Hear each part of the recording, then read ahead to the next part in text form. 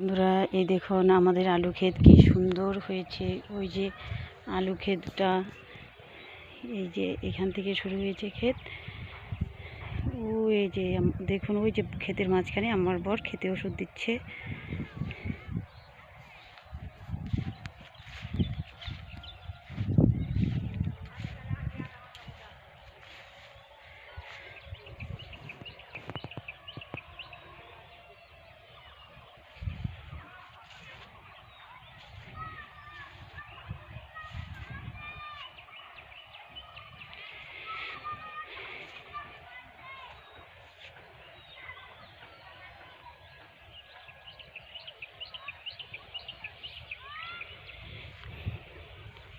আলু ক্ষেতের মাঝখানে কুমড়া গাছ লাগানো হয়েছে, মিষ্টি কুমড়া।